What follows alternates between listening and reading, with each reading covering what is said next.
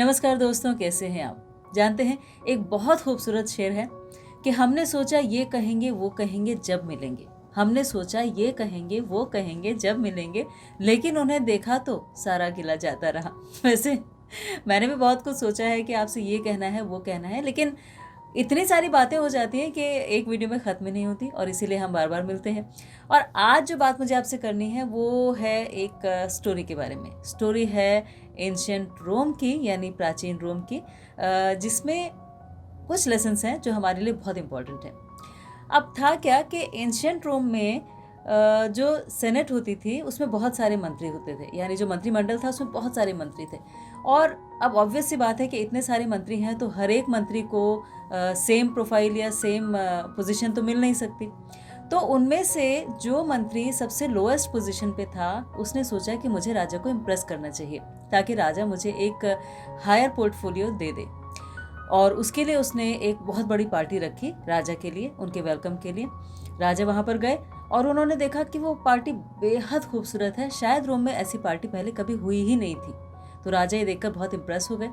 लेकिन 5 मिनट बाद राजा को ये एहसास हुआ कि उफ, ये जो मंत्री है इसके तो कॉन्टैक्ट्स इतने ज़्यादा हैं, क्योंकि उस पार्टी में सब तरह के बिजनेसमैन, बड़े बड़े लोग, मंत्री और जो समाज के बहुत वरिष्ठ लोग थे वो सब आए हुए थे। तो राजा को अंदर से ये लगने लगा कि अगर ये इतने छोटे पोर्टफोलियो पे काम करके इतने सारे कॉन्टैक्ट्स डेवलप कर सकता है, इसके पास इतने रिसोर्सेज हैं कि इसने इतनी बड़ी पार्टी थ्रू कर दी, तो इसका मतलब अगर इसे मैंने हायर पोर्टफोलियो दे दिया तो फिर तो शायद ये मेरी पोजीशन को ही ले ले। और इस वजह से वो जो पार्टी का मकसद था राजा को इम्प्रेस करना, वो मकसद कहीं ना कहीं बिल्कुल ख़त्म हो गया। स्टोरी छोटी सी थी, लेकिन इसके पीछे का जो मैसेज है वो बहुत बड़ा है और शायद हमारी आपकी ज़िंदगी से जुड़ा हुआ भी है। कैसे कि भाई, जो लेसन अगर हम देखें इस स्टोरी से तो ये है कि पहला ये कि राजा जो था उसके मन में एक इनसिक्योरिटी आ गई, तो वो रिलेशनशिप कहीं ना कहीं ब्रेक डाउन हो गई।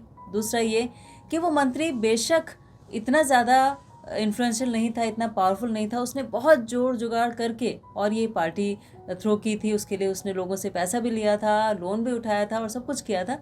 लेकिन राजा को ये लगा कि वो वास्तव में इतना इन्फ्लुएंशियल है कि वो उसकी पोजीशन को भी खा सकता है। अब अगर हम अपनी ज़िंदगी से इसे जोड़ें तो आपने ये नहीं सोचा कि जनरली जब हम सोशल मीडिया पर होते हैं तो बहुत सारी चीज़ों के लिए फ्लॉन्ट करते हैं कि हमने नई गाड़ी खरीदी तो हम झट से पिक्चर पोस्ट कर देते हैं, हमारी नई जॉब लगी तो हमने पिक्चर पोस्ट कर दी, हमने कोई नया कपड़ा खरीदा, कोई ब्रांड खरीदा तो उसकी पिक्चर भी पोस्ट कर दी या उसके बारे में कुछ बता दिया। अब जनरली इसका रीज़न ये होता है कि हम लोगों के साथ शेयरिंग करना चाहते हैं क्योंकि हमारी नेटवर्किंग बढ़ेगी, या अपने बारे में हम बूस्ट करना चाहते हैं कि हम बहुत बहुत इन्फ्लुएंशियल हैं, या हमें बहुत काबिलियत है, या हम बहुत इम्पॉर्टेंट हैं, हमारे अंदर अनलिमिटेड क्वालिटीज़ हैं। लेकिन एक बार बेशक उसके लिए बहुत सारे लाइक्स मिल जाएं हमें, पर जनरली धीरे धीरे ऐसा होने लगता है कि जो लोग हमें देख रहे होते हैं उन्हें लगता है कि शायद हम उनसे कहीं ऊपर हैं, और वो जो सेंस ऑफ बिलोंगिंगनेस जो हमारे साथ के लिए ज़रूरी थी वो कहीं ना कहीं ख़त्म हो जाती है। और जो लोग एक्चुअली हमसे ऊपर होते हैं, जिनके जैसा हम अपने आप को शो ऑफ कर रहे होते हैं, उनके साथ हम जेल नहीं करते। क्यों? क्योंकि उनके साथ जेल करने के लिए हमें उनके जैसा होना होगा, लेकिन हमने तो सिर्फ शो ऑफ किया था, हमारे पास उतना पैसा या उतने रिसोर्सेज थे नहीं। तो ये वाला जो एक सेट था जिसमें हम जुड़े हुए थे, जो हमारे साथ अच्छा रिलेशनशिप रख सकता था, हमारे फ्रेंड्स थे, वो हमसे कट ऑफ हो गए। क्यों? क्योंकि उन्हें लगा कि शायद उनकी क्लास और हमारी क्लास में बहुत डिफरेंस है, और जो अपर क्लास है उनके साथ हम जुड़ नहीं पाए क्योंकि ऑब्वियसली हमें अंदर से पता था कि हम उनके साथ जेल नहीं कर पाएंगे। तो इस तरह से हमारा अकेलापन कहीं ना कहीं बढ़ जाता है, क्योंकि तब आर्टिफिशियल लिविंग या फिर एक आर्टिफिशियल तरीके से जीना हमारी एक एक रीज़न बन जाता है, या हम एक उसके लिए ऑब्लिगेटरी फॉर्म में आ जाते हैं, या उसके लिए बाध्य हो जाते हैं, अगर सीधे शब्दों में कहें। तो इस तरह की ज़िंदगी जो है, जो हम सोशल मीडिया से चाह रहे थे कि हम नेटवर्किंग बढ़ाएंगे, हम दोस्तों से मिलेंगे, हम लोगों से ज़्यादा कनेक्ट हो पाएंगे, वो कनेक्शन कहीं ना कहीं टूटता हुआ सा नज़र आता है, या वो कनेक्शन ठीक से जुड़ ही नहीं पाता।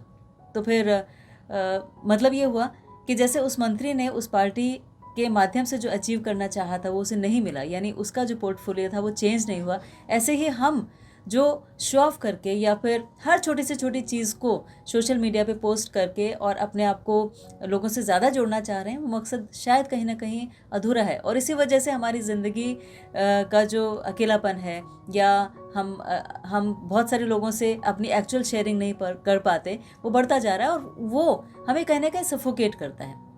इसीलिए ये कहा जाता है कि जितना हम कम बोलें उतना ज़्यादा अच्छा होता है, यानी जितनी ज़रूरत है उससे कम बोलना हमारे लिए फ़ायदेमंद होता है। तो हर छोटी से छोटी पोस्ट को, हर छोटी से छोटी बात को, अपनी ज़िंदगी को सबसे शेयर करने की बजाय जो बहुत इम्पॉर्टेंट है, जो हमें लगता है कि शायद ये सबको बताना अच्छा रहेगा, वही बताएं। और धीरे धीरे ये कोशिश करें कि एक छोटा सा सर्कल ऐसा डेवलप कर लें जिसमें कि हम एक्चुअली जब खुश हों तो उनके साथ शेयरिंग कर सकें। तो अपना बहुत ख्याल रखिएगा दोस्तों, और ऐसे ही इंटरनेट फैमिली का पार्ट बने रहिएगा। उम्मीद है कि इस वीडियो के बाद हमारी ज़िंदगी में कुछ ना कुछ बदलाव ज़रूर आएगा और हम ज़िंदगी के एक्चुअल मीनिंग को समझने की पूरी कोशिश करेंगे। Thank you.